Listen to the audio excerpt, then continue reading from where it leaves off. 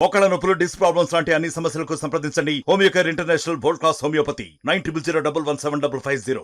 శాంతి భర్త మదన్ మోహన్ ఎప్పుడైతే తెరపైకి వచ్చారో అప్పటి నుంచి మానవ హక్కుల సంఘాల నేతలు వారికి అండగా నిలబడుతున్న ప్రస్తుతం మనతో పాటు మానవ హక్కుల సంఘాల నేతలు ఉన్నారు. చెప్పండి, అసలు ఈ ఎపిసోడ్ మొత్తం ఏమంటారు, మీరు ఏం చెప్తారు? మదన్ మోహన్ గారు ఉన్నారు. ఆయన నేను తండ్రి కాదు అంటున్నాడు.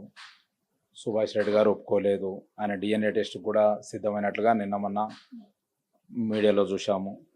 విజయసాయి రెడ్డి గారు చెప్తూ కొడతా అంటుండే ఈ విషయాన్ని తీసుకొస్తే మీడియా వాళ్ళు అడిగితే అసలు ఎవరు తండ్రి అంటే ఒక కవి రాశాడు పాట.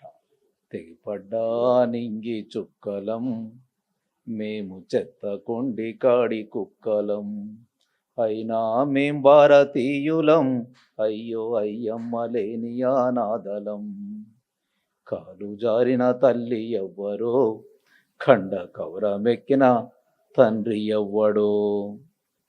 తప్పు ఎవరి వల్ల జరిగినా ఇక్కడ బలవుతున్నది ఆ బిడ్డడు. పిల్లలు దేవునితో సమానం అంటారు. ఆ దేవుడికి అన్యాయం జరిగింది. ఆ బిడ్డ గొంతు లేదు, ఆ బిడ్డ మాట్లాడలేడు. నా తండ్రి ఎవడని అడిగితే ఏం సమాధానం చెప్పాలి? అందుకనే బాలల హక్కుల పరిరక్షణ వేదిక నుంచి మేము ఆంధ్రప్రదేశ్ ప్రభుత్వాన్ని డిమాండ్ చేస్తున్నాం. ఆ బిడ్డకు తండ్రి ఎవడని తేల్చాలి. ఆ బిడ్డ గౌరవంగా బతకాలి. ఆ బిడ్డ సజీవంగా ఉండాలి, ప్రాణాలతో ఉండాలి, క్షేమంగా ఉండాలి. అందరిలాగా ఆత్మగౌరవంతో గల్ల ఎగరేసుకొని గొప్పవాడిలాగా కావాలంటే సమాజం సూటిపోటి మాట్లాంటది. ఇవాళ కట్టుకున్న భర్తనని మీడియా ముందుకు వచ్చాడు మదన్ మోహన్ గారు. నేను అమెరికాలో ఉన్నప్పుడు ఆ బిడ్డ పుట్టాడు, నాకు సంబంధం లేదంటున్నాడు. ఇంకా మిగతా ఆరోపణలు ఎదుర్కొంటున్న వాళ్ళు సంబంధం లేదంటున్నారు. వీటి ఫలితంగా ఆ బిడ్డ ఎంత మానసిక క్షోభను అనుభవించాలి రేపు.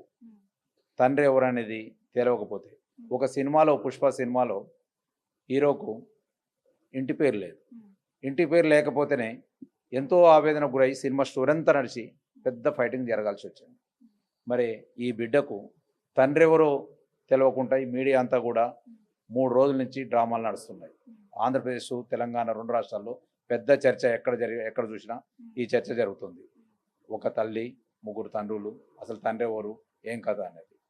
అంటే ఒక పవిత్రమైన జన్మస్థానాన్ని ఇంత అపవిత్రం చేస్తూ ఆ బిడ్డని గందరగోళం చేసి ఆత్మన్యూనతకు గురి చేసి ఆ బిడ్డకు తండ్రి ఎవరో లేకుండా చేయటం ఇది దుర్మార్గం. ఇది సభ్య సమాజం ఖండించాల్సిన విషయం. కాబట్టి ప్రభుత్వం ఈ కేసును సుమోటోగా స్వీకరించాలి. ఆ బిడ్డకు తండ్రి ఎవరో అనేది తేల్చి చెప్పాల్సిన అవసరం కూడా ఉంది.